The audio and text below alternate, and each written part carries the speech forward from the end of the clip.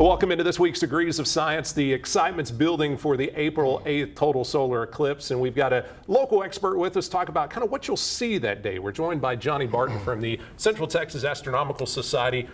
Johnny, we're getting closer and closer to this.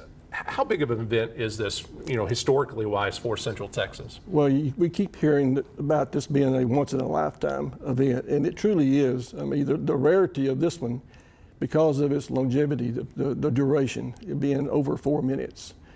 The average duration of an eclipse is about 3 minutes and a little over about 40 seconds, because the maximum an eclipse can be with everything lined up perfectly is 7 minutes and 20 seconds, down to 1 second.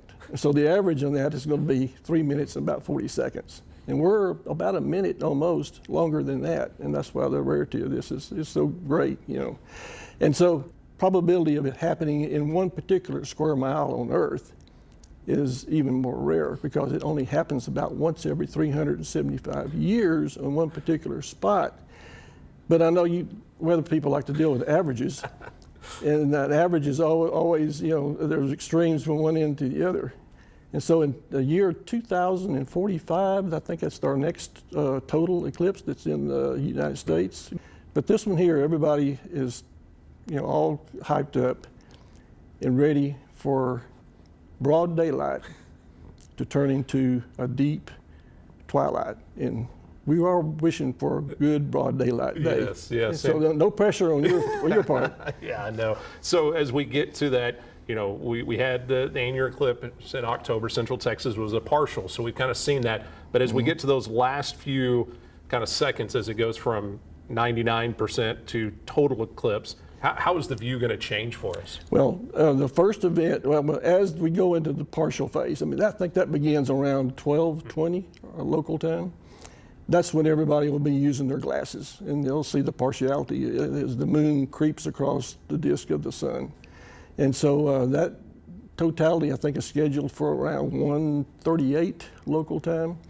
But just before that, the terrain of the moon, of course, is littered with craters and mountain ranges, and the same thing occurs along the edge of the moon.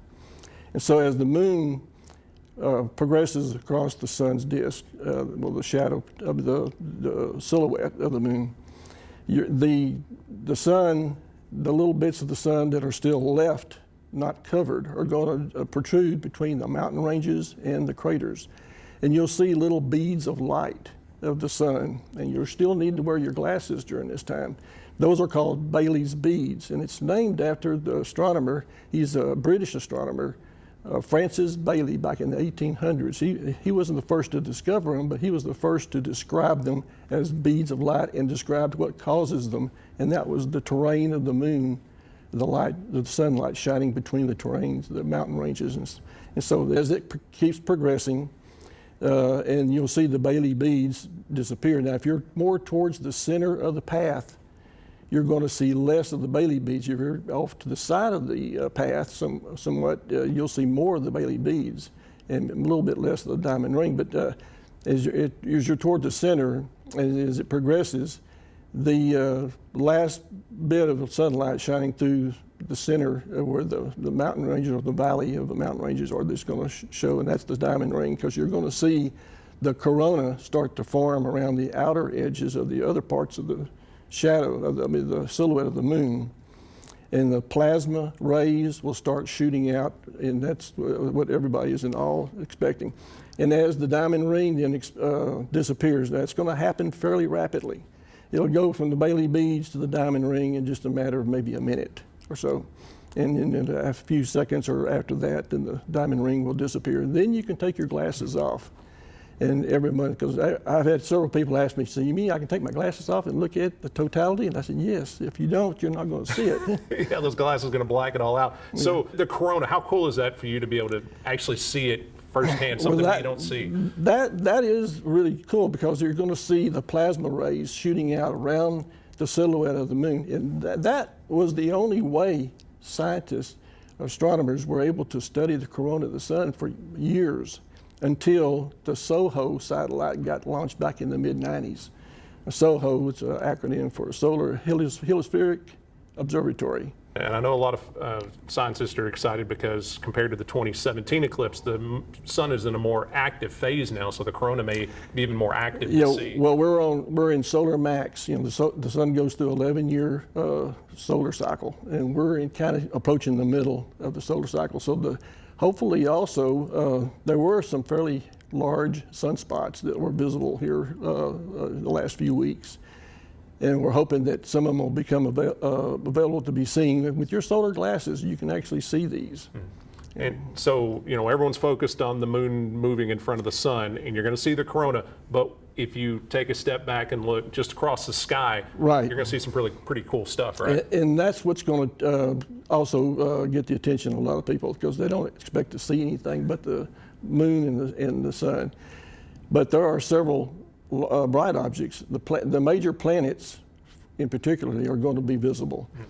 As the totality begins, the first thing you're going to notice, about 15 degrees to the west of the moon and the sun is actually, if everybody's facing south, it's going to be to your right. You're looking up to the south, and then you're going to see a very bright object, and that's going to be Venus. About 15 degrees. 15 degrees, and I know a lot of Beta fans are going to find this hard to do.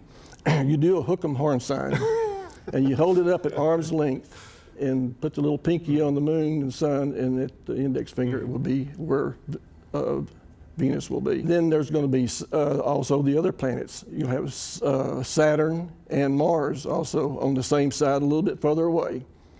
And then as you look to the east of the sun and the moon, and that's about 30 degrees, and that'll be two hook 'em horn signs. If you held them out like this, that's 30 degrees, you'll see Jupiter.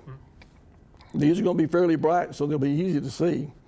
But the other rare object that a lot of the amateurs are really expecting is that if you look at Jupiter and you hold three fingers up, that's 6 degrees.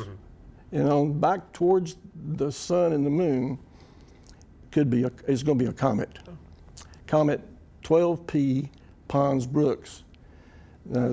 Comets are named after the people that discover them, and 12P means that P means it's a periodic comet. Periodic comets are those that circle the sun less than 200 years. Halley's Comet is one of the periodic comets. It's the first one that was discovered. This was the 12th one. It was discovered back in 1812 by Jean-Pierre Pons, a French astronomer.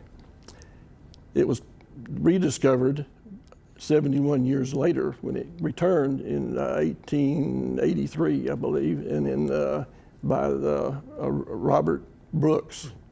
And thus the names of the comet became Pons-Brooks. And then it came back again in 1954. I was just a young lad then, not knowing anything about astronomy then, but and now it's come back again 71 years later. And will that be visible without any extra, you don't need a telescope or anything? That's the big deal right now with astronomers. Is the comet, I've been following it for ever since this last summer. And it's known to go into outbursts. An outburst means that it gains in brightness and magnitude very suddenly. And the reason it does that, the comet is riddled with geysers. It's made up, a comet is described by most like a dirty snowball. If you were to go out after snow, like a 1-inch snow, and start rolling up snowball, you're gonna roll up a lot of dirt and snow, and that's what a comet is pretty much made out of. This one has a very high concentration of water ice and dry ice, also with other chemical elements like methane, ammonia. And as the comet starts approaching the sun, the ultraviolet rays of the sun start acting in the heat and start acting and sublimate the water and the ice, and it becomes a gas. And the weak molecules, like the carbon monoxide molecules, start glowing like a neon light in a way, and it kind of gives off a blue glow. And then as it gets closer to the sun, some of the other elements start glowing in a green glow. And so it gives it that teal green color around the coma of the comet. And you have the tail that's blown off by the solar winds. And so the tail is also always facing away from the sun as the comet comes in. And this comet is due to come in to make its close approach to the sun on the 21st of April. And so as it gets closer to the sun, of course, the activity gets more and more active, and the geysers become more active, and so it gets brighter and bigger around the coma. It went into outburst about the last part of February this year, and when it does that, it brightens suddenly, and then it'll go back down a little bit, but usually doesn't go back down very much. Well, it's going to be expected to be at a magnitude bright enough to see with the unaided eye at the time of the eclipse. What we're all anticipating or hoping for is it to go into outburst just a few days before the eclipse. If it does, then it's going to be very obvious in the sky, and the tail and all will be very easy to see. So, we were talking about everything during totality, but you've got a good example of why you need to use eye protection or filters on your telescope or binocular or any of that during an eclipse. Right, yeah, and one thing you don't want to do is during the partial phase of the eclipse, don't use your with your glasses on, look through a binocular or a telescope. It'll burn right through it. I've conducted several public events with partial eclipses, and there was one here recently where I did one at the Hewitt Library where I had my scope set up, and my finder scope lens at the front of the lens of my finder scope fell off accidentally, and I had the cover over the eyepiece. That was this one here. It only took a few seconds for it to burn through this rubber cover. We often display in our public events, if we do solar eclipses, we'll take the solar filter off the front of the telescope and hold a piece of paper up to the eyepiece, and it just takes seconds to burn, to catch the little piece of paper on fire. And so, that is definitely no thing you want to do is to try looking at through your camera, through any, I'll say your binocular or telescope, with just your glasses and no filter on the end of the instrument. Johnny, I appreciate you taking some time Sure. talking with us. Really, yeah, like I said, get outside, enjoy it, but you may want to scout it out early. Like I said, find a good place that you can see everywhere, clear view of the sky, because it's going to be high in the sky, but just slightly south, right? 66 degrees due south, basically, as it crosses the meridian at the time of the eclipse. So it's a perfect location. Yes. Well, Johnny, thank you for helping us out with this. And yeah, you can find out more on our Degrees of Science page. We've talked more about it, but yeah, thank you, Johnny, for your expertise. Well, you're welcome.